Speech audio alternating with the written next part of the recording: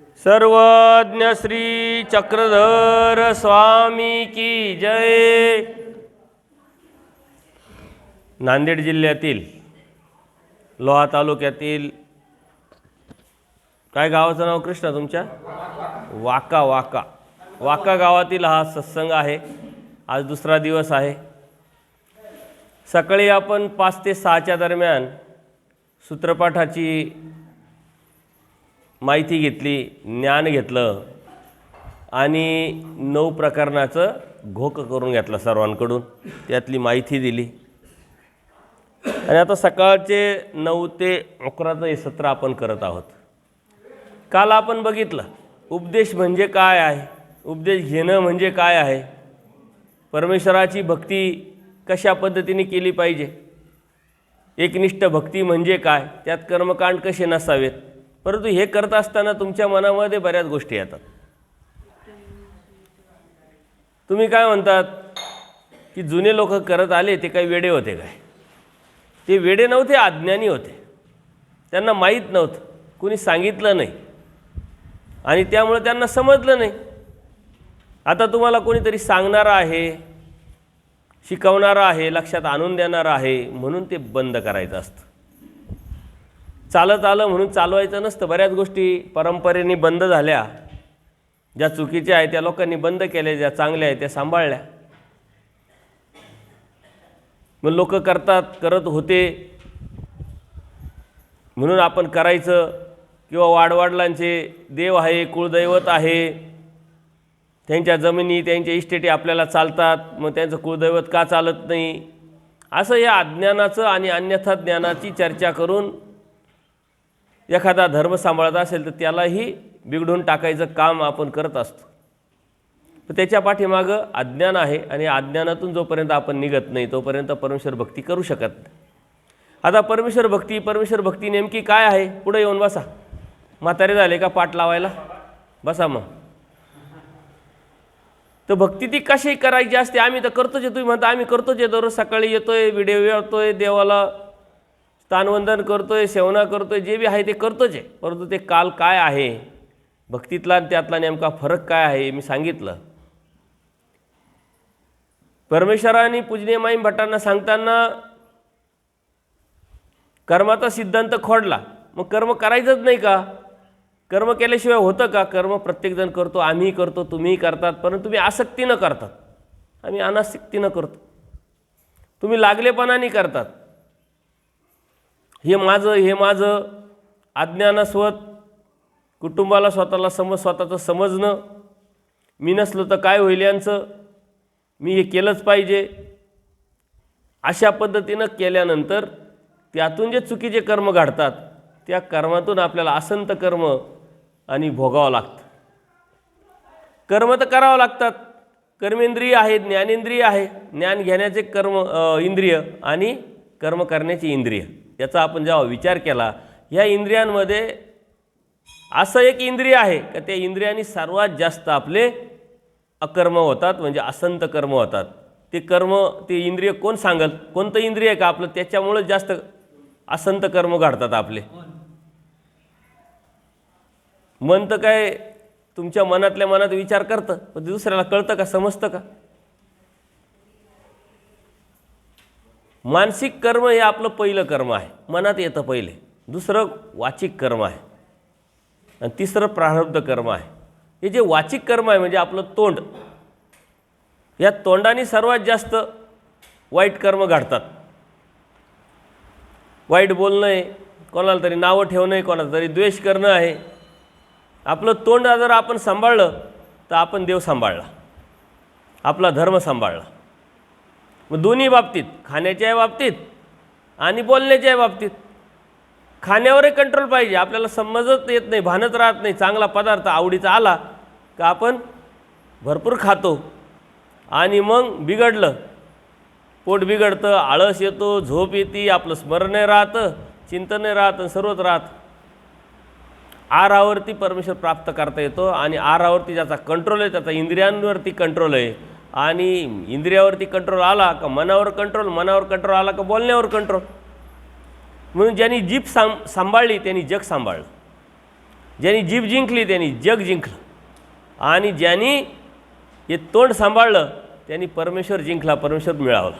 पण आपलं ते तोंड काही बंद होत नाही. आता तुम्ही साऱ्या सासा आहे बघा, या सासांनी काय केले कर्म.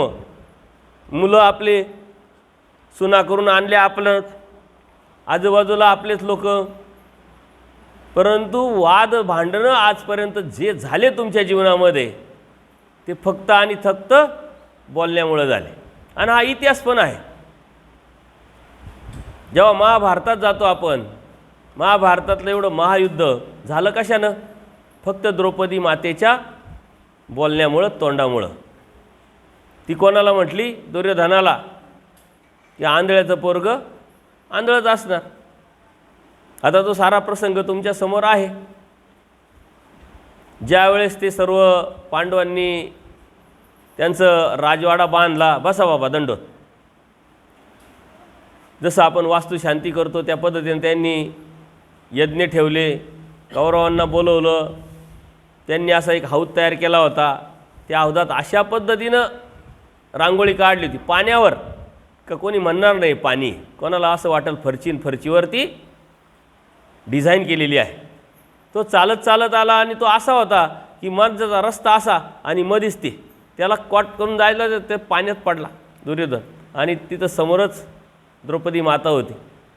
ती हसली, तिची दासी बोलली, ती बोलली, त्यातून अपमान झाला आणि ईर्ष्या निर्माण झाली, प्रतिशोध निर्माण झाला, आणि त्यातून पुढं महायुद्ध घडलं. हे सारं तोंडामुळं घडलं. अभिलाषा, मानसिक.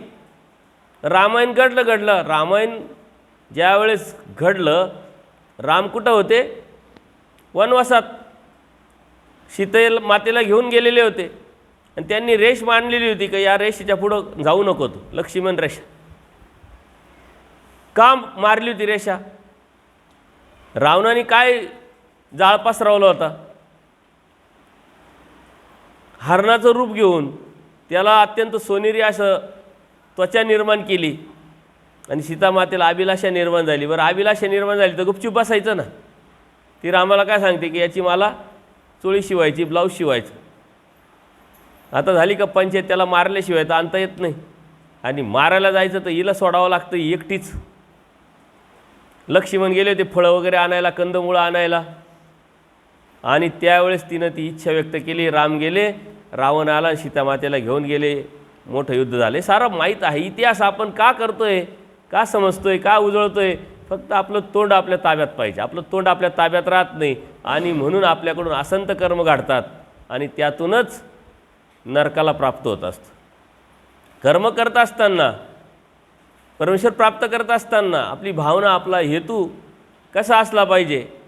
शुद्ध. आता शुद्धता निर्माण करायची तर आपल्या मनामध्ये, आपल्या मनावरती तसे संस्कार आपल्याला करावे लागतील, आणि ते संस्कार करण्याचं माध्यम आहे धर्म, धार्मिकता, आणि त्याचं ज्ञान. ज्ञानच नसेल, समजच नसेल तर होतं का? आपण बघा, आपण पारावर बसतो. आता आम्ही येतो, तुमच्या गावातलं एक वैशिष्ट्य सांगतो.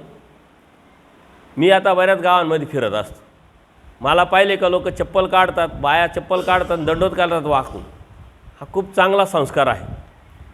परंतु बसल्या गप्पा मारत, इथं कार्यक्रम आहे, सत्संग आहे, चार गोष्टी ऐकायची सवयच नाही. मुलं रात्री येतात सर्व, दिवसा ठीक आहे कृष्ण एकटाच येतो, पण बाकीचे सर्व मुलं येतात संध्याकाळी, प्रार्थना करतात, आरती करतात, दंडोत घालतात. हे संस्कार चांगले आहे. पण आता हे लोक जे पारावर बसलेले असतात ते काय करतात? गप्पा मारतात. गप्पा मारून काय करतात? याच्या त्याच्या उखळ्या पाखळ्या, राजकारणावर बोलणार, समाजकारणावर बोलणार. दोन बाया भेटल्यानंतर काय बोलणार? तुझी सुनाशी, माझी सुनाशी, सुनावर बोलणार. सुना भेटल्यानंतर सासूवर बोलणार. दोन माणसं भेटले तर भाऊबंदावर बोलणार, आणि दोन भाऊबंद भेटले तर गावावर बोलणार. या साऱ्या ज्या गोष्टी आहे, देवाने सांगितलं अन्यवार्ता करू नका, त्यापेक्षा झोपा काढा. अन्यवार्तेनेच सर्व काही कर्म, आपले जे अकर्म आहे, विकर्म आहे, हे घडत असतात, आणि त्यातूनच असंत कर्म केल्यानंतर परमेश्वरापासून दूर जात असतात. ज्यावेळेस आचार्य वगैरे सर्व होते त्यावेळेस ते गप्पा मारत बसले, चर्चा करत बसले. ती वेळ होती पूजा अवसराची. आणि देव येत होते. आता देवाला तर सर्व माहीत आहे. देव येत होते. आल्यानंतर हे गप्पा मारताय, अन्य वार्ता करताय, देव निघून गेले. यांना वाटलं देव आजच नाही, वाटतं अजून इतके दंग झाले होते की देव येऊन गेले तरी कळालं नाही, समजलं नाही. मग आचार्य गेले बाई संकट. बाईसांना विचारतात देव आले नाही आज? म्हणे आले होते. मग आले होते, मग आम्ही काय करू? तुम्ही अन्य वार्ता करत होते म्हणून देव निघून गेले. मग त्यांना दुःख झालं. अरे यातून आपल्याला काय समज घ्यायची आहे? का अन्य वार्ता जिथं चालतात तिथं देव नसतो. देवाच्या चर्चा चालतात, धर्माच्या चर्चा चालतात, सत्संग चालतात, तिथं देवाचं अवस्थान असतं. तिथं आपण जात नाही. का? अनादि अविद्यायुक्त जीव अज्ञान मतित्रय, वाईट विचार करणं, वाईट चिंतन करणं, वाईट कृती करणं हे ऊर्ध्वगतीचं आहे. हे वर्त जाण्याचं आहे. वर्त जाण्याचं जे साधन आहे ते साधन ते मिळवायला एनर्जी लागते, ताकद लागते. कामं दररोजचे तुमचे शेतीचे कामं आहे, बाकीचे सांसारिक कामं आहे. सत्संग फक्त 8 का 9 दिवसाचं ठेवलेलं आहे आणि तो बी दिवसभर नाही, सकाळचा 1-1.5 तासाचा. त्यालासुद्धा तुम्ही कामं सांगत असेल तर धर्म तुम्हाला कळाला नाही, समजला नाही, जाणवला नाही. कामं दररोजचे, आयुष्यभर कामच केले ना आयुष्यभर कामच करणार आहे असा विचार करून 2 गोष्टी ऐकायला भेटतील, शिकायला भेटेल, समज येईल, ज्ञान होईल, त्यातून आपलं भलं होईल, हित होईल, ही भावना ऊर्ध्वगतीची, वरती जाण्याची. डोंगरावर जायचं तर आपल्याला ताकद लागते, डोंगरावर पाणी न्यायचं तर ताकद लागते. पण डोंगराचं पाणी खाली यायचं ना आपल्याला पायी पायी खाली यायचं, ताकद लागते का? डोंगराचं पाणी तर आपोआपच खाली येतं. तसं वाईट विचार आपोआप आपल्या मनामध्ये येत राहतात. आपण विचार करत राहतो, कृती करत राहतो, याचं त्याचं त्याला बोलत राहतो. म्हणून आपलं तोंड आपण सांभाळायचं. हे जर आपण तोंड सांभाळलं तर सारंच सांभाळलं. तोंड आपल्याकडून सांभाळल्या जात. भांडणं कोणासाठी? कशातून होतात? तोंडातून. ही अशी बोलली, तो तसा बोलला. देव म्हणतात भांडते दोघे अन्यायी. भांडणारी ही जी प्रवृत्ती आहे ही धर्माची नाही. वाईट विचार करण्याची जी प्रवृत्ती आहे ही धर्माची नाही. देव म्हणतात मुंगीचं वाईट चिंतू नये. म्हणजे मुंगीनं आपलं काही नुकसान केलं आहे का?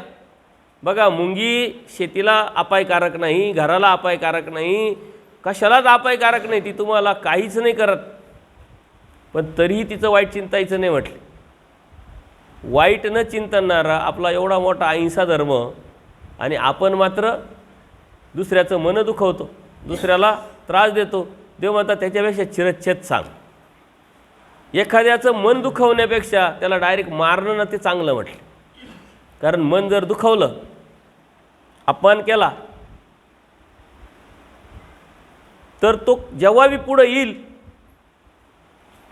ज्याचं मन दुखलंय त्याला आठवण येत राहील. अरे यांनी माझा अपमान केला आहे, यांनी मला त्रास दिला आहे, यांनी माझ्याविषयी असा असा बोललेला आहे, तसा तसा बोललेला आहे, माझी बदनामी केलेली आहे.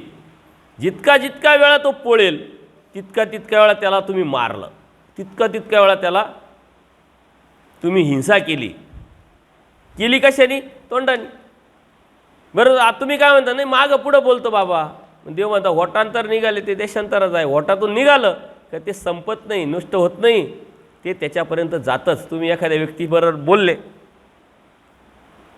आपल्याला असं वाटलं का त्याच्याविषयी आपण याच्याकडे बोललं, हा कसं काय सांगेल त्याला, त्याला कसं काय कळल. पण 2 दिवसांनी, 4 दिवसांनी, 8 दिवसांनी बरोबर त्याच्यापर्यंत ती बातमी जाते का अरे यांनी माझ्याविषयी असा असा बोलला, असा असा द्वेष केला, चुकीचं बोलला, आरोप केला, आळ घेतला, संशय घेतला, जे बी असेल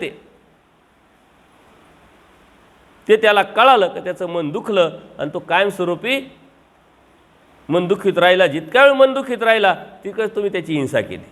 एवढं मोठं पाप कशाने घडतंय? फक्त आपले थोबाडं, आपले तोंड. आणि ते तोंड आपलं काही बंद राहत नाही. स्मरण चालू आहे तरी बोलतच राहते बाया, जेवण चालू आहे तरी बोलतच राहतो माणसं, रस्त्याने चालले तरी गुपचूप बसायचंच नाही, अजिबात चिंतन करायचं नाही. चिंतन कधी होईल तुमचं तोंड बंद होईल तेव्हा तुम्ही अंतर्मनात उतराल. अंतर्मनात उतराल तेव्हा तुम्ही चिंतन कराल. पण आपण अंतर्मनात कधीच उतरत नाही. देवाच्या सन्निधानात पद्मनाभी देव होते, लहान पोरगं होतं. तो असाच बाईसांनी सांगितलं का जाय बाबाचे कपडे धुवून आण, व्यापार कर. तो गेला गंगेवर. तिथं अन्य साधू होते, एक परमानुभवदेव म्हणून नावाचे, त्यांचा बी शिष्य आलेला होता. गप्पा मारता मारता आपण बोलतो, तुझे गुरु कोण, माझे गुरु कोण, तुम्ही कुठं राहता, आम्ही कुठं राहतो, ओळख झाली. तुझ्या गुरुचं नाव काय, तो म्हणजे परमानुभव देव. आता यांनी केली कोटी, बोलता बोलता गप्पा मारता मारता चेष्टा केली, म्हणजे तुमच्या गुरुचा परमानुभव एवढाही अनुभव नाही आहे का म्हटले. आणि जेव्हा ते निघाले तिथून, देवाला सर्वज्ञ देव माहिती आहे. देव बाईसांना म्हणतात, कवाड लावा, हा चैतन्य पळून आला असे म्हटले. दुसऱ्याचं मन पळवणं म्हणजे चैतन्य पळवणं, चेतना पळवली त्याची. दरवाजा लावून घेतला, त्याला कळालं नाही आपण काय केलं, त्याला वाटतं आपण बोललो काहीच नाही. तो रडायला लागला, ओरडायला लागला. लहान पोरग आहे. बाईसाला दया आली. बाईसा म्हणते, देवा जाऊ द्या, काय नाही म्हणे, हा चैतन्य पळवणं, खूप मोठं पाप केलं म्हणे यांनी. म्हणे काय केलं, मग देवाने सांगितलं यांनी असं असं कर्म केलं म्हटलं. बाईसा म्हणते, जाऊ द्या, आता चुकी तर झाली आहे म्हणे, याला काहीतरी प्रायचित्त द्या, काहीतरी दंड द्या. आपण म्हणतो ना, काहीतरी द्या बाबा दंड, माफ करा. देव काय म्हटले, यांनी शेणामातीनं आपल्याला स्वतःला धुवून घ्यायचं, माखून घ्यायचं आणि हात जोडून त्याच्याकडे जायचं. त्या परमानुभव देवाकडे गेल्यानंतर माफी मागायची. त्यांनी माफ केलं आणि हा आमचा आहे, आता तुम्ही घ्या असं म्हटलं, निरोप पाठवला. तरी याला घेऊ, अन्यथा याला काढून देऊ म्हटले. आणि त्याचा जो शिष्य आहे तो त्याच्या गुरुला जाऊन सांगतच होता. त्याच्या मनामध्ये आपोआप दुःख होणार की अरे आपण काय समजत होतो, हे तर साधू आहे, चांगले आहे, महात्मे, आणि माझ्याविषयी असे बोलतात. त्याला राग आला होता. आणि तो मुलगा म्हणजे त्याचा जो शिष्य आहे तो सांगत असतानाच हा मग गेला. याला माहिती आहे आता देवाबरोबर राहायचं, तर देवाने जे सांगितलं ते ऐकावं लागेल. शेणामातीनं अंग माखलं, गेला माफी मागायला. तिथं गेला, अरे तो मुलगा म्हणतो, हाच हाच हाच बोलला होता म्हणे. त्यांनी हात जोडलेले, शेणामातीने माखलेलं. अरे हा काय प्रकार आहे म्हणे, माफ करा मला, माझी चुकी झाली, असं असं बोललो म्हणे. माफ केलं. असं केल्यानंतर माणूस आपोआप माफ केलं. नाही म्हणे, असं नुसतं माफ करून उपयोग नाही म्हटले. तुमच्या शिष्याला माझ्याबरोबर पाठवावं लागेल आणि आमच्या देवाला सांगावं लागेल की याला माफ केलं आहे, आमचं म्हणून घ्या, तर देव आम्हाला घेतील, अन्यथा आम्हाला तर काढून दिलं आहे म्हटले. इतकं हे पाप कुठपर्यंत जातं, हिंसेपर्यंत जातं. आणि हिंसेने आपल्याला भयंकर नरक होतात. स्मृतिस्थळामध्ये देमनबास आणि वामनबास असे दोन भाऊ होते, सख्खे भाऊ. ते सख्खे भाऊ होते, परंतु सख्खे वैरी, घेणं नाही देणं नाही.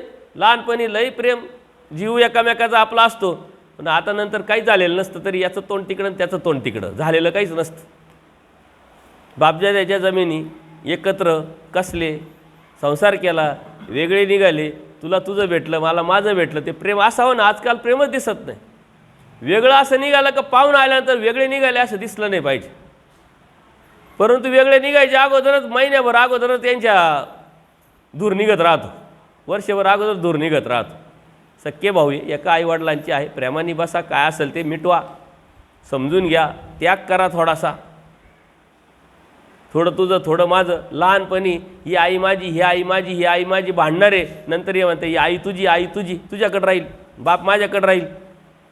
जमिनीची वाटणी करायवर आईबापांची वाटणी करायला लागले. परंतु ज्यांनी आईबापांना सांभाळलं, ज्याचा समाधानयुक्त त्यांनी सांभाळ केला, ज्यांचं मन दुखवलं नाही, त्यांनी भक्ती केली, त्यांनी खऱ्या अर्थाने भक्ती केली. कारण परमेश्वर काय म्हणतात, मातेचं प्रेम ते नैसर्गिक, माझ्या ठिकाणी जे आहे त्यातला एक अंश आईच्या ठिकाणी आहे म्हटले. म्हणजे तिला सांभाळणं म्हणजे अप्रत्यक्षरित्या परमाने देवाने परमेश्वराला सांभाळण्यासारखं. ते काय उपदेशी नव्हते. ते देमनबासन ते सख्खे भाऊ एक मार्ग गावामध्ये गेलेला होता. पूर्वी गावामध्ये मार्ग असायचे, तर पहाटे 5ला 4ला पोथ्या चालायच्या. कोणीही बाहेरचा माणूस नाही, मार्गामध्ये फक्त त्यांचे शिष्य.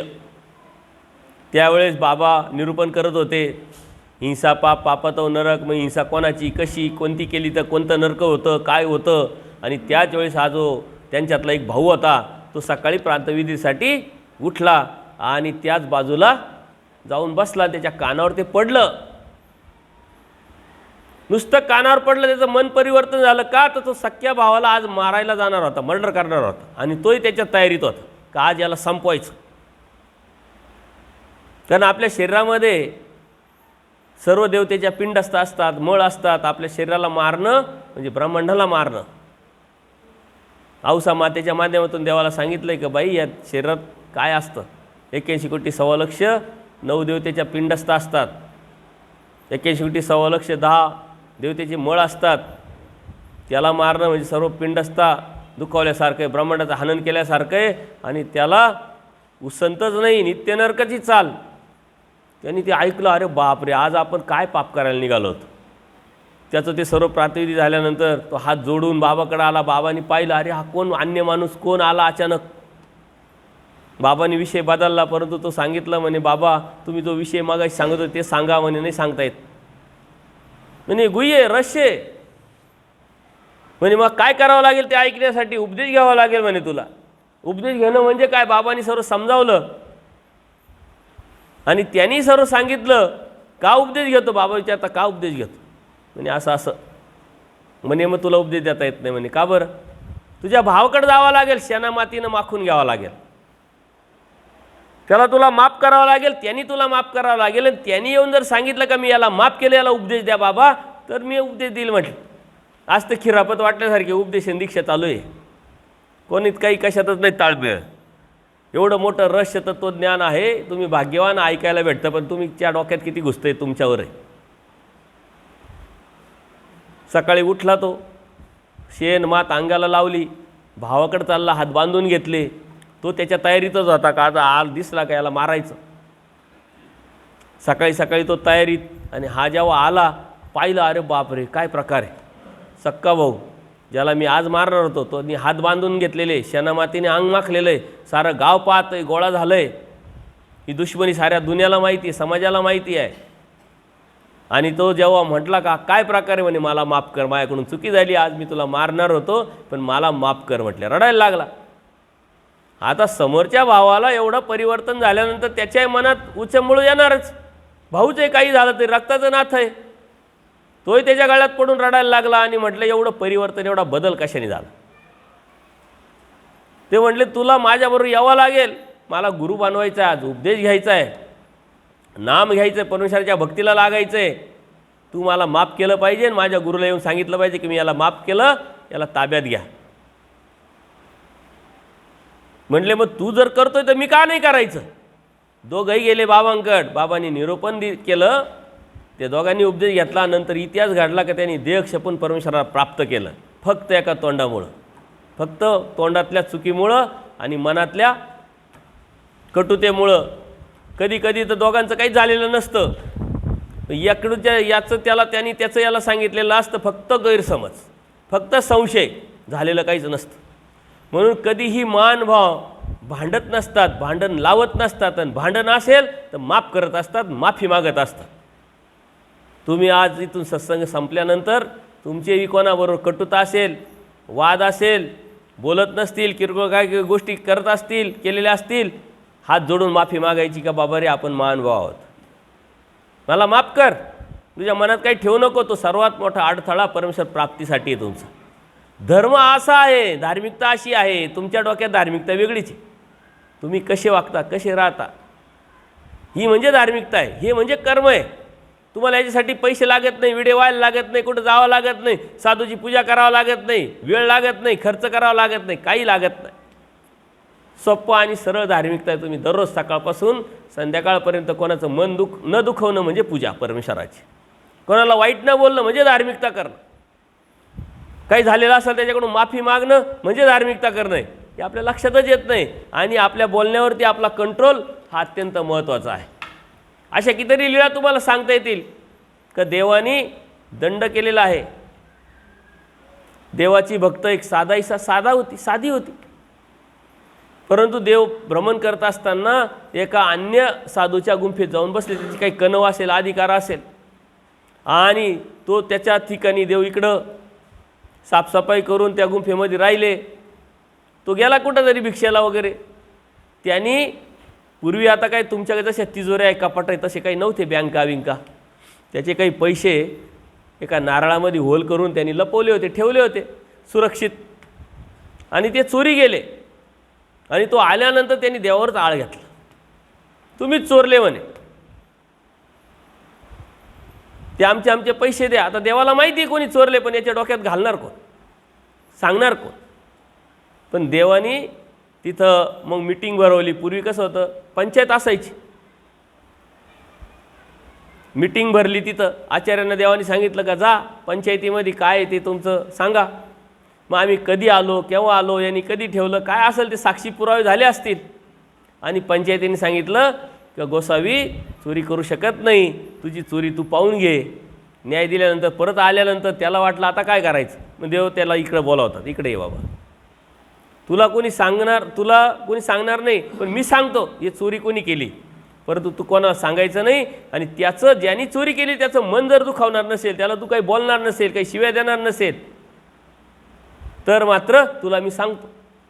मधल्या काळामध्ये देवावरच आळ घेतला. आणि साधाही एवढी साधा होती, परंतु ती बोलता बोलता बोलून गेली का माझ्या देवावर आळ घेतला, मर मर म्हणे तुझं वाटलं होय. देवाचा कड घेतलाय, देवावर आळ घेतलाय, देवाच्या कड घेऊन ती बोलली तरी देवाने तिला दंड केला. या तोंडाने बोलली ना त्यासाठी दंड केला देवाने साधाईस. परमेश्वर आपल्याला धर्म सांगतात, धर्म देतात, धर्म करायला लावतात आणि त्या करण्यातूनच प्राप्तीला पण घेऊन जातात. नंतरच्या काळात मग देवाने त्याला सांगितलं का तुझा मित्र जो आहे ना त्या मित्रांनी चोरी केलेली आहे, जा त्याला सांग समजून, वाद घालू नको, तुझं तो तुला देईल आपाप, त्याचंही मन परिवर्तन झालेलं आहे म्हटले, जा मग त्याला ते भेटलं. अशा खूप लीळा आहे, खूप गोष्टी आहे का ज्या तुम्हाला परमेश्वराच्या धर्माला घेऊन जातील, परमेश्वराच्या प्राप्तीला घेऊन जातील, परमेश्वरापर्यंत पोचवतील. आणि मग गप्पाच मारायच्या नाही का, हाताची घडी तोंडावर बोट असं ठेवायचं का, अशी भावना ठेवायची का, अशी भावना नाही ठेवायची.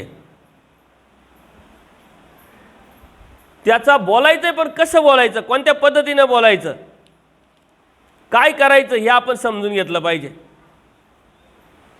शब्द आपले एकदा सुटले खिशातून आपल्या तोंडातून ते परत घेता येतात का. जसा बाण आहे, गेला तसं आपण बोललो घेता येतं का परत. बोलायच्या अगोदर विचार करायचा, कुठं विचार करायचा, कोणत्या विचार करायचा, कोणत्या पद्धतीनं विचार करायचा, हे जर आपण समजून घेतलं तर खूप सोपं होऊन जाईल. हेच विचार वेगळ्या पद्धतीनं जर बोलले, वेगळ्या पद्धतीनं मांडले तर देव भेटल, धर्म भेटल. आपलं रहस्य आहे, परमेश्वराचं नाम आहे, ते कोणालाही सांगणं, कोणालाही बोलणं, चुकीचं वागणं, चुकीचं बोलणं, छोट्या छोट्या गोष्टीवरून भांडणं करणं, खोटं बोलणं. देव म्हणतात लटिके खोटं न बोलावे, म्हणजे काय, गमतीनं सुद्धा खोटं बोलू नये. महात्म्याने प्रिय वक्त्या झालं पाहिजे, गोड बोललं पाहिजे, मानभाव गोड बोलणारा असला पाहिजे, हात जोडणारा असला पाहिजे, समजून घेणारा असला पाहिजे, समजून देणारा असला पाहिजे, माफ करणारा असला पाहिजे, तो मानभाव असतो. तुम्ही उपदेशी आहात, मानभाव आहात, परंतु असे आहात का, असे असाल तर परमेश्वराला प्रसन्नता आहे. नाही तर मानभाव उपदेश घेतला साऱ्या गावाची भांडण, साऱ्या गावाची त्याचं जमत नाही, भावबंदाशी जमत नाही, इकडूनचे वाद तिकडूनचे वाद, याचे वाद त्याचे वाद, असा मानभावच नसतो. अशा डुप्लिकेट मानभावांना परमेश्वराच्या ठिकाणी कोणताही वाव नाही. ज्याचं कोणाशीच भांडण नाही, ज्याच्याविषयी समाजाला विश्वास आहे, ट्रस्ट आहे की नाही, त्याच्याबरोबर व्यवहार करा, तो माणूस तुम्हाला फसवणार नाही, तो मानभाव असतो.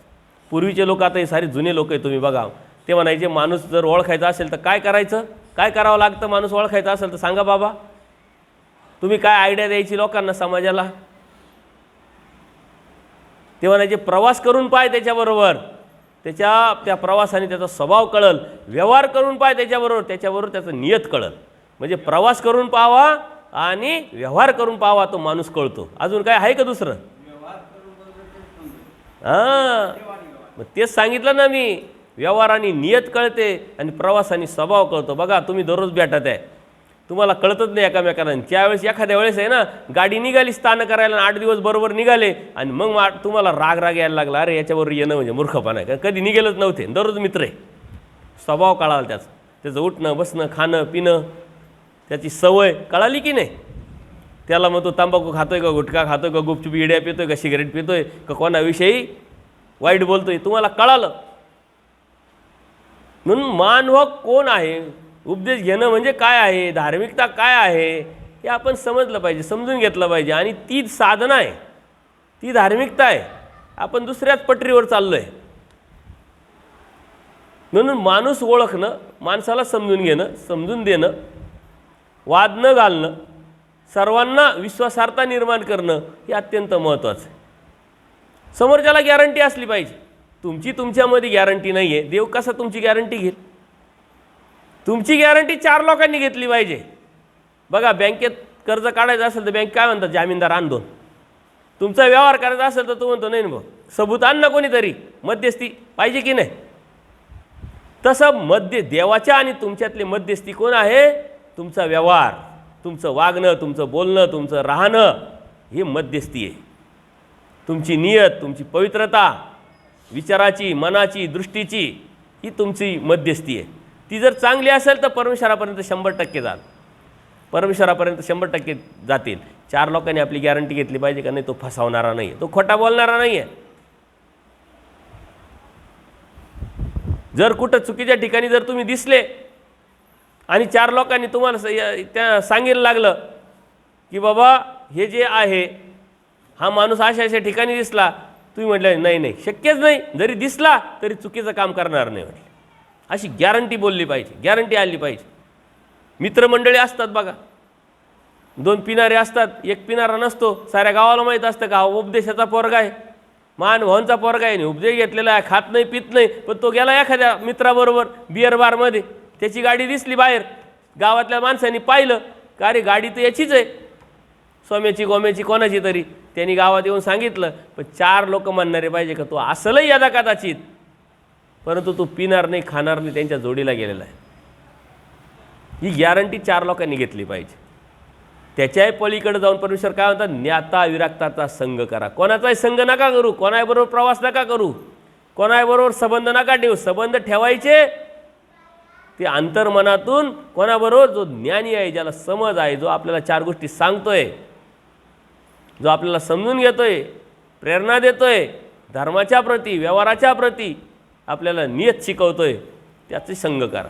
विरक्त, जो त्यागी आहे, ज्याला अभिलाषा नाही, ज्याला लालच नाही, ज्याला मीपणाचा आव नाही, भाव नाही, तो साधा सरळ मी देवाचा भक्त आहे असा समजतो, त्याची संगत करा म्हटलं. नाही तर 4 गोष्टी आल्या का लगे आन निर्माण होतं. परमेश्वराचं ज्ञान ही नम्रता निर्माण करत असतं. परमेश्वराचं ज्ञान माणसाला लवचिक करत असतं. परमेश्वराचं ज्ञान माणसाला रंक करत असतं. सोपं सरळ साधं जीवन जगायला लावत असतं. म्हणून महानुभाव कोणी लक्षात घ्या. आणि म्हणून तुम्हाला करायचं काय? धार्मिकता, चांगलं वागायचं, चांगलं बोलायचं, चांगलं राहायचं, आचार करायचा. तुम्हाला वाटतं आचार साधू लोकांनी आचार करावा, तुम्हाला फक्त लोणच्याचाच आचार माहिती, दुसरा काय आचारच माहीत नाही. आणि परंपरेचे उपदेशी नाही बाबा, आम्ही पिढ्यानपिढ्याचे उपदेशी, आमचा आजोबा उपदेशी होता ना, आमच्या काय लय जुनी देवपूजा, काय चाटायची का वास घ्यायचं, काय करायचं काय? देव भेटला पाहिजे की नाही? तुमच्या मनामध्ये एक भ्रम निर्माण झाला, आम्ही परंपरेचे आहो. पण परंपरा काय? ज्ञानाशिवाय तिथं काही सिनियरिटी नसते की 3 पिढ्याचे मग देव यांना भेटला, ही 10 पिढ्याचे मग देव यांना भेटला, हा आत्ताच झाला म्हणजे यांना देव भेटला नाही, असं काही आहे का? असं नाही. आचरे त्याचा धर्म. धर्म कोणाचा आहे? जो आचार करतो. मग तुम्ही धर्माचे नाही आहे का? तुम्हाला धर्म नको आहे का? तुम्हाला देव नको आहे का? देव कोणाकोणाला पाहिजे? हात वर करा बरं. सर्वांनाच पाहिजे. भोळी आशा. देव तर सर्वांना पाहिजे, आचार नको. मग इथं आल्यानंतर तुम्ही सुनाईवर बोललं पाहिजे का? कोण कोण सुनांवर बोलतं सांगा बरं. आणि तुम्ही नाही सांगितलं तरी माझे कान एकदम तीक्ष्ण राहतात. तुम्ही बोलता बोलता, जेवता जेवता कोणाशी काय बोलत होते मी ऐकलेलं आहे, पण आता मी सांगणार नाही, तुम्हाला चुकीचं वाटत. याचं त्याचं बोलणार, ही अशी, तो तसा, माणसं भेटले का तो तसा. हे ज्या साऱ्या गोष्टी आहे याचा त्याग हा आचार आहे. तुम्ही त्याग केला नाही का? तुम्ही देवतेची भक्ती करत नाही याचा अर्थ त्याग केला की नाही? तुम्ही कुठे जात नाही, दशक्रियाचं खात नाही, जाता का? खाता का? अन्नचे जाऊ द्यावं. वास्तुशांती देवतेचं पूजन केलं, अन्य लोक कधी जाऊन खाता का? तुम्ही नाही खात. मग आचार नाही करत का? कोणत्याही मंदिरात जात नाही, कोणाकडे खात नाही, कोणाकडे राहत नाही.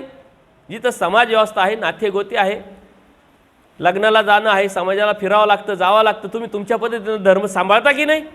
जेवढं सांभाळता येईल तेवढं सांभाळता की नाही? याचा अर्थ तुम्ही आचार करतात. आणि आचार तुमचा कसा नाही म्हणतात? आचार तुमचाच आहे. जो जो परमेश्वर प्राप्तीच्या अनुषंगाने ज्याची ज्याची आस आहे, वासना आहे, इच्छा आहे, ते सारे आचार करतात. फक्त तो आचाराची टक्केवारी वाढवायची आहे. आजूबाजूला वाढवत वाढवत जाऊन तुमचे दृढ विचार करायचे आहे. पक्के विचार कधी होईल? आचार योग्यता, विचारे दृढता, आचार. म्हणून आचार कोणता करायचा? हे कपडे घालून लगेच जंगलात जायचं आणि भिक्षा मागायची असा आचार आहे का? तो शेवटचा पार, तो त्याग, विरक्ती हा नंतरचा भाग आहे. सुरुवात तर करा तुम्ही. चांगलं वागणं, चांगलं बोलणं, चांगल्या नजरेने पाहणं. नाही तर मुलगा मुलगी चालली, कोणी काही चाललं की लगेच आपल्या डोक्यात कितीतरी किडे मकुडे येतात. काय करायचं ते तुमचे आहे का? तुम्हाला काय करायचं?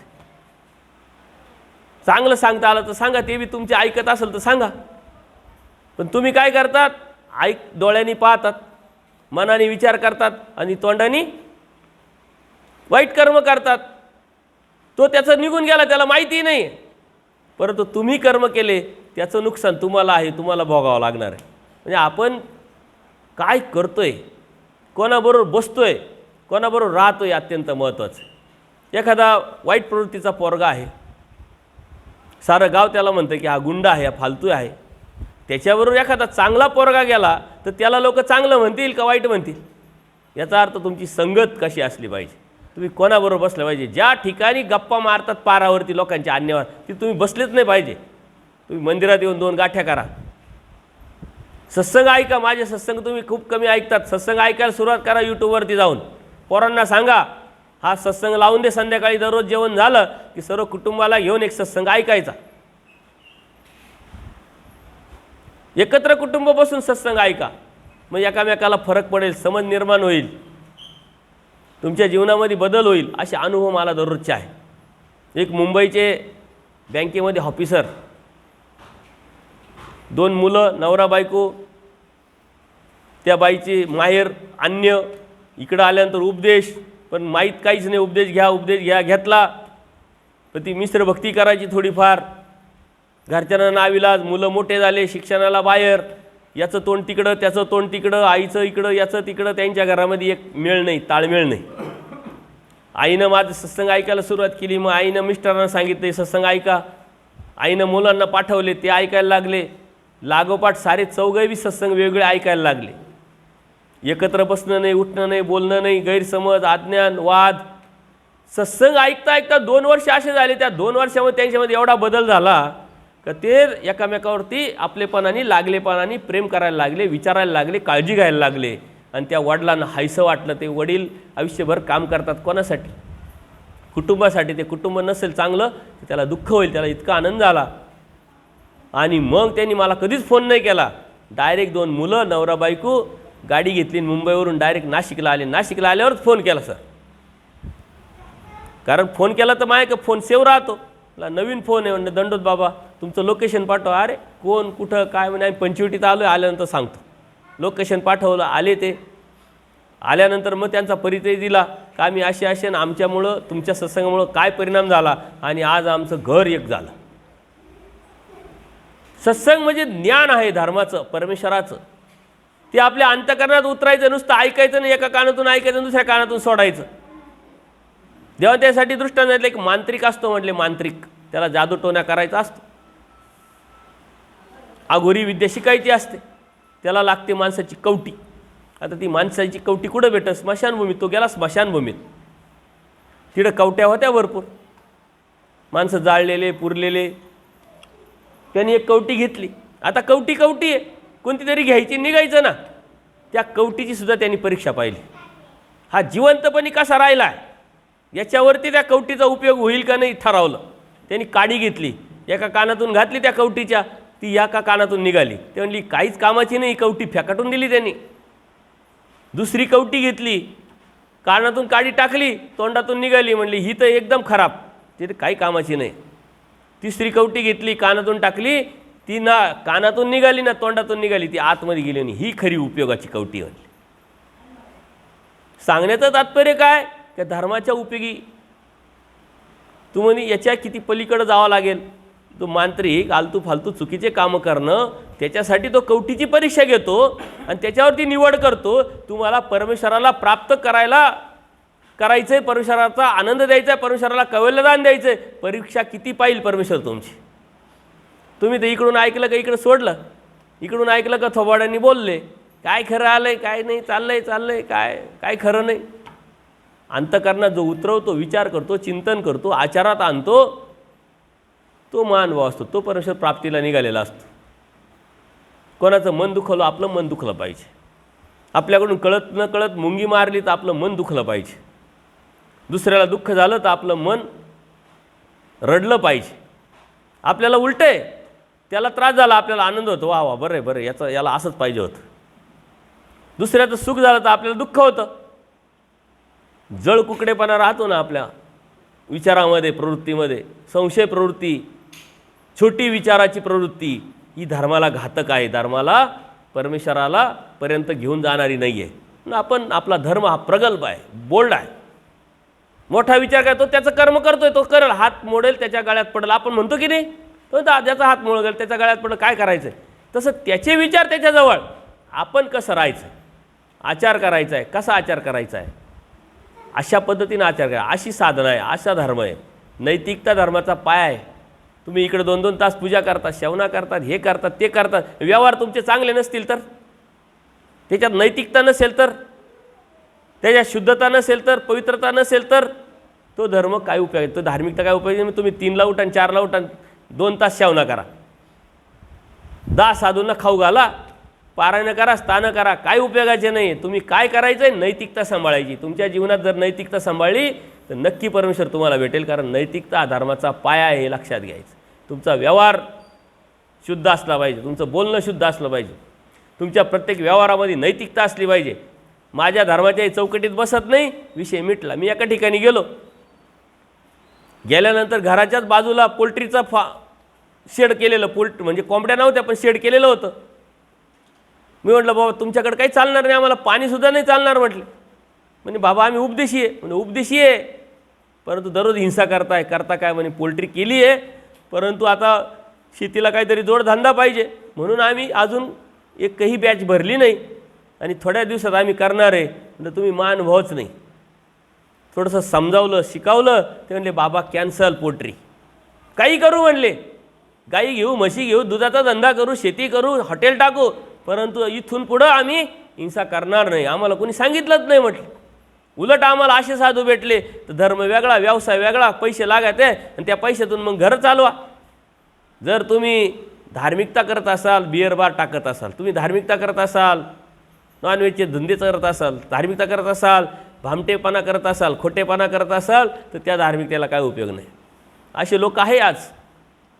हे चुकीचं काम धर्मात नाही, हा आचार आहे, हा त्याग आहे, ही शुद्धता आहे, परमेश्वर प्राप्तीची आस आहे, वासना आहे. म्हणून आचार हा नुसता साधू संतांचा नसतो, वासनिकांचा असतो. तो तुम्ही आचार केला पाहिजे. ती तुमची खरी धार्मिकता, तो तुमचा खरा उपदेश, तो तुमचा धर्म, ती तुमची धार्मिकता आहे खरी. पण धार्मिकतेच्या नावाखाली तुम्ही काही करायला जर तयार झाले, नाही आमचा देव आहे घेईल सांभाळून, तुमचा देव काय गडी आहे का तुमचं काही सांभाळायला. आजकाल बापसुद्धा पोराला सांभाळून घेत नाही चुकलं तर, आणि पोरगासुद्धा बापाला सांभाळून घेत नाही. तो देव कसा सांभाळून घेईल. तुम्ही धर्म सांभाळला तर देव सांभाळेल. उलट धर्माचा अभिमान घेतला तर धर्म तुमचा अभिमान घेईल. धर्म सांभाळला तर धर्म तुम्हाला सांभाळेल. त्यासाठी धर्माचा अभिमान असला पाहिजे. परमेश्वर निराभिमान आहे, परंतु आपल्या लागे स्वाभिमान. काय करावं, कसं करावं, आता बोलायचंच नाही का, मग गोड बोला, नैतिकता सांभाळा. एकामेकाला भेटल्यानंतर काय बोलायचं आहे, धर्माच्या गोष्टी करा. आज सत्संगात काय सांगितलं, सत्संग ऐकला का, लीळा वाचली का, सूत्र काय आहे. आपला जर जवळचा असेल तर अरे तू चुकीचं करतो, तो व्यवहारात मला ऐकायला आलं, तू चुकीचा वागतोय, तू तंबाखू खातोय, तू सिगारेट पितोय, तुझं माझं जमणार नाही बाबा. हे जर व्यवस्थित असेल तर तुझी माझी दोस्ती, नाही तर कट्टी. असे लोक सांभाळू नका, असे लोक जवळ करू नका. त्यांच्या सावलीला उभे राहू नका आणि त्यांच्या आपल्या सावलीला त्याला उभं करू नका, कारण ते तुम्हाला धर्मावरून घालवतील, घातक आहे तुम्हाला. म्हणजे या गोष्टी तुम्ही सांभाळल्या पाहिजे. आचार काय खूप मोठा नसतो. उठणं बसणं, आपलं वागणं बोलणं, प्रवास करणं, नैतिकता सांभाळणं, व्यवहार करणं, समोरच्या मनामध्ये आपल्याविषयी एक आपलेपणा, आपलं आपुलकी निर्माण करणं, ही धार्मिकता असते, हा धर्म असतो. आपला हा धर्मच आपल्याला माहीत नाही आहे. जेव्हा सूत्रपाठात जाल, तुम्ही आचारात जाल, असे कितीतरी सूत्र आहे, कितीतरी आचार आहे का तो आजही तुम्ही आत्ता करू शकता. तुमच्या मनामध्ये एक भ्रम आहे का कपडे घातले, साधू झाले तर त्यांनी आचार करायचा ते करतील, आपला काय संबंध आहे. आपण फक्त सकाळी यायचं, आरत्या करायच्या, पंक्ती द्यायच्या, खिटी घालायच्या, शेवना करायची, अडचण आली तर नारळ बांधायची, एक नाही तर 4-4 नारळ बांधायची देवाच्या डोक्यावर. हेच आपल्याला माहिती आहे. समाजामध्ये राहावं लागतं, मग इकडं खायचं, तिकडं जायचं, इकडं जायचं, ही धार्मिकता नाही आहे. तुम्ही रस्त्याने गाडी चालवता का नाही? गाडी चालवताना ट्रॅफिकचे नियम पाळता की नाही? खड्डा आला तर वळून घ्यायचं, सिग्नल आला तर थांबायचं, उजवीकडे वळायचं असं तर हात देतात, डावीकडे वळायचं तर हात देतात, दुसऱ्याला साईड देतात. हे नियम आहे. का बरं? तुम्ही वाचावं, तुमचा ॲक्सिडेंट होऊ नये, तुम्ही हातपाय मोडू नये. ज्यांनी नियम नाही पाळले त्याचा ॲक्सिडेंट होतो ना, हातपाय मोडतं. तसं धर्माचे नियम आहे, तोच विधी आहे आणि तोच आचार आहे आणि तीच धार्मिकता आहे, तोच धर्म आहे. लक्षात घ्या, ते नियम आपण आपल्या हितासाठी पाळायचे असतं. दशक्रियाला जायचं तर खायचं नाही. का खायचं नाही? अन्न आहे, पण ते तामस अन्न आहे, त्याच्या हेतूने केलेलं आहे. देवतेच्या भंडारामध्ये काही असेल देवतेचं, खाऊ नये. का खाऊ नये? त्या देवतेचा प्रभाव आहे. ती देवता तुमच्या येऊन मानगटावर बसेल का? ते सामर्थ्याचं कार्य, ते खाण्यातूनच मलिनत्व निर्माण करतं आणि धर्मावरून घालवतं. नातेवाईक आहे. आता तुमच्या इकडे किती बऱ्याच परंपरा असतील आम्हाला माहीत नाही, पण आमच्या इकडं ते लग्न असलं का आदल्या 4 दिवस 8 दिवस आहे ना, ड्युट्या करतात, त्यांच्या कुळदैवतेचं काहीतरी करतात, कारण म्हणतात, हे करतात, ते करतात. तेव्हा ते आता समाज आहे, व्यावी आहे, स्वायरा आहे, धायरा आहे. आपण नाही गेलो तर ते कसे येतील? तुम्ही धर्म सांभाळा ते येतील, तुम्ही नाही म्हणा ते येतील, ते तुम्हाला धर्म सांभाळायला लावतील. नियम आहे आमचा. आमच्या नियमामध्ये, आमच्या धर्मामध्ये, आमच्या गुरूंनी सांगितलेले जे नियम आहे ते आमच्या हिताचे. तुला चालल तर बघ बाबा, नाही तर त्याच्याही पलीकडे जाऊन डबा घेऊन जा घरचा, खा. मी लग्नामध्ये सुद्धा सांगतो लोकांना, जा डबा घेऊन. नाही तर एक दिवशी नाही खाल्लं, 2 तास मी लेट जेवला, तू मरणार आहे काय? अगोदर एक्स्ट्रा आपल्याकडे भरपूर राहतं. विज्ञान काय सांगतं, जर 40 दिवस जरी तुम्ही नुसते पाणी जरी पिले ना तरी मरणार नाही तुम्ही. तुमच्या उंचीच्या मानाने तुमचं वजन 100% जास्तच असतं, प्रत्येकाचं जास्त असतं. तुम्ही 1 दिवस 2 दिवस नाही जेवले ना तरी तुमच्या शरीरावर काही परिणाम होणार नाही. पाणी प्या. पण आपण 2 तास जेवण लेट केलं तरी आपल्याला वाटतं, अरे जेवलो नाही. तसे काय लगे मरणार आहे. धर्मासाठी जेव्हा तुम्ही असा निग्रह कराल, संकल्प कराल, नियम कराल आणि धर्म आहे सांभाळायला सुरुवात कराल, तेव्हा धर्म तुम्हाला सांभाळील, परमेश्वर तुम्हाला सांभाळील आणि विशेष प्रसन्नता निर्माण करतील. परमेश्वर तुम्हाला सहाय्य होईल. आचार खूप मोठा नसतो. हेच उलटं करायचं असतं. वाईट बोलतोय, चांगलं बोलायचं. कोणाला नाव ठेवतोय त्याचं कौतुक करायचं. आपण दोष पाहतो, कोणी माणूस आला का याच्यात काय दोष आहे एवढंच आपलं पाहतो. आणि हा अनुभव आहे तुम्हाला आला का लगेच आपण बोलायचं, अरे माहिती आहे मला तो कसा आहे. दोष पाहतो. देव माझा गुण पहा, त्याच्यातले गुण पहा. जगामध्ये असा कोणी माणूस नाही का त्याच्याकडं एक तरी गुण नाही. एकही माणूस नाही. आणि जगामध्ये असा एकही माणूस नाही की त्याच्याकडे एक तरी वाईट अवगुण नाही. मग तुम्हाला गुण दिसले पाहिजे, पण ते गुण दिसण्यासाठी तुम्ही गुणी व्हायला लागेल. तुम्ही चांगले असले ना, आडत असेल तर पोऱ्यात येईल. तुमची पाठी कुरी असेल तर तुम्हाला चांगलं उमटेल. तुमचंच मन खराब आहे, तुमचेच विचार खराब आहे, तुमच्यातच दोष आहे, तर तुम्ही दोषच पाहा ना. तुम्ही दुसऱ्याला वाईट बोलता याचा अर्थ काय? तुम्ही वाईट आहात. तुम्ही नाव ठेवता याचा अर्थ काय? तुमच्या हृदयामध्ये घाण आहे. जसा बोलतो माणूस तसा असतो. लक्षात. माणूस बोलण्यातून ओळख देत असतो. तुम्हाला माणसं ओळखणं खूप सोपं आहे. जेव्हा शास्त्राचा अभ्यास करतो ना, आम्ही आता दररोजच फिरतो, आम्ही आलो का एंट्री होताच आम्हाला बऱ्यापैकी अंदाज येऊन जातो. कोण कसं आहे, कोण कसं आहे, कोण कसं आहे, कोणत्या पद्धतीनं, यांना किती संस्कार आहे, किती आवड आहे, किती ज्ञान आहे, बऱ्यापैकी अंदाज येतो. फक्त ही देवकृपा आहे. कोण कसं बसतंय, कोण कसं उठतंय. पण आम्ही काय म्हणतो, आम्ही ड्युटीवर आहे, देवाच्या सेवेवर आहे. देवाने दिलेला जी सेवा आहे, जी ड्युटी, ती कर्तव्य, त्याच्यासाठी आम्ही आलो. तुमच्यावर उपकार करायसाठी आम्ही आलो नाही आहे, किंवा तुमच्याकडून काही घेण्यासाठी आम्ही आलेलो नाही आहे. आम्ही आमची ड्युटी करायला आलो. ड्युटीवरती असताना किती त्रास हो, काही हो, ते सहन करायचं असतं. ते बोलायचं नसतं. त्या उद्देशाने आम्ही त्या हेतूने आम्ही आलेलो असलं तर आम्हाला काही फरक नाही पडत. तुम्ही तरी बऱ्यापैकी व्यवस्था केली. एका ठिकाणी गेलो, व्यवस्थाच नव्हती. 3 दिवस कार्यक्रम होता, तर मी झाडाखाली झोपलो आणि मेमध्येच कार्यक्रम होता तो. कारण मी माझ्या सेवेसाठी आलेलो आहे, मी तुमच्यावर उपकार करायसाठी नाही आलो. मला काही फरक नाही पडत. कुठं आयुष्यभर तुमच्याबरोबर राहायचं आहे, पण तो तुमचा संस्कार आहे. त्या संस्कारातून तुम्हाला देव भेटणार आहे. तुमची कड आहे. मग साधू संत आल्यानंतर कसं वागायचं, कसं राहायचं हा सेन्स हा शिकून घ्या. आल्यानंतर त्यांची व्यवस्था आपण केली पाहिजे. ती व्यवस्था करताना काय केलं पाहिजे, नेमकं कसं केलं पाहिजे. का आपल्याला एकच माहिती, साधू आला का पूजा करायची मग खुश. साधू कधी पैशाने खुश होत नसतो. तुम्ही 500 दिले तर मग 1000ची अपेक्षा करा, 1000 दिले तर 2000ची अपेक्षा करा. तो कधीच पैशाने खुश होत नव्हता. त्याला खुश करायचं त्याच्या व्यवस्थेने. आल्यानंतर मग जे बी व्यवस्था तुम्ही करणार, पाहुणे सोयरे राहिले आल्यानंतर काय करता तुम्ही, सर्व व्यवस्था, राहण्याची व्यवस्था, खाण्याची व्यवस्था, त्याचे कपडे लत्त्याची व्यवस्था, त्याला नवीन टावेल, त्याला साबण, हे ते.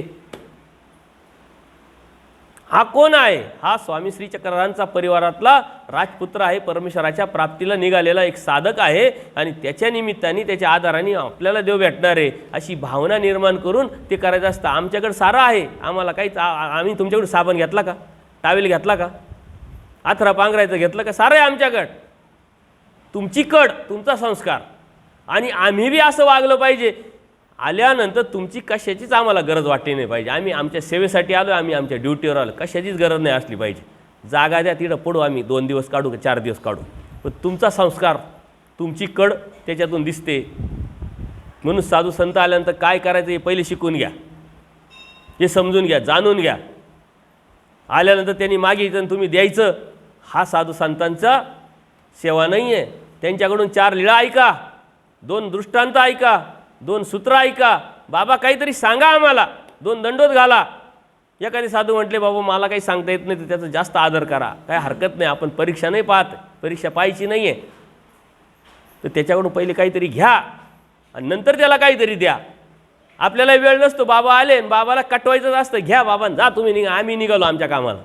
आपल्याला वेळ नसतो, बाबा पुढचं काय, बाबा सांगतो चाललो इकडं पारायणाला, तिकडं पारायणाला, येतो तो आलो तुमच्याकडं, मग घ्या बाबा सुटा. आम्हालाही वेळ नाही, तुम्हालाही वेळ नाही, चालू द्या तुमचा व्यवहार तुमच्याजवळ, आमचा व्यवहार आमच्याजवळ. असं नाही करायचं. पहिली तुम्ही क्रिया करायची, त्या बाबांना करायला लावायची. 2 लीळा सांगा बाबा, 1 लीळा सांगा. आमची जी सेवा आहे ते आम्ही करू. उलट या बाबा बसा, जे बी आहे ते. बाबांना आल्यानंतर त्यांना बसायला वेगळं पटकर असलं पाहिजे, ते टाकता आलं पाहिजे. त्यांना बाथरूममध्ये हातपाय धुवायला स्वच्छ साबण, टावेल, जे बी आहे ते द्या. नंतर बाबा तुम्हाला काय पाहिजे, चहा पाहिजे, कॉफी पाहिजे, त्यांचा जसा मूड असेल तसं ते द्या. आणि मग 2 दंडोत घाला, भेटीचा दंडोत. बाबा तुम्ही आले, साधू संत येती घरा, तोच दिवाळी दसरा, आम्ही भाग्यवान आहोत. आता अजून एक उपकार करा, अजून एक भाग्य करा, का आम्हाला 2 लीळा सांगा आमच्या देवाच्या, काहीतरी आठवणी सांगा. तुम्ही इथपर्यंत साधू कसे पोचले, कसे काय तुम्ही त्याग केला, आम्हाला त्याग करायचा इच्छा आहे हे विचारा. आणि मग त्यांना काय द्यायचं ते द्या. तर आपण काहीच भानगडीतच पडत नाही, कोणत्याच भानगडीत. कारण आपल्याकडं पाठीमागं भानगडी लचांड खूप आहे ना, आपल्याला वेळच नाही. आता आज ज्यांची क्रिया आहे दुपारची, ती आहे का इथं? नाही आहे. ते आले होते दंडोत घालायला, म्हणलं तुम्ही तर सत्संगाला दिसले नाही, आम्ही तुमच्याकडे कसं यायचं खायला.